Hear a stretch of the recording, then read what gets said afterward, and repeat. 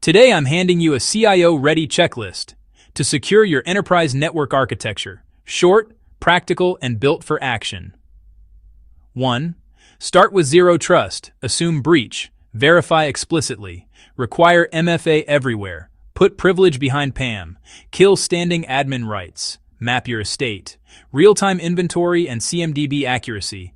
Detect shadow IT. No visibility, no security. Segment like it matters. Tier, user, server, crown jewels. Add microsegmentation.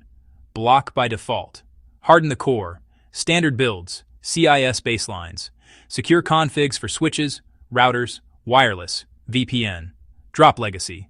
Enforce modern TLS and ciphers. Identity is the new perimeter. Centralize IAM.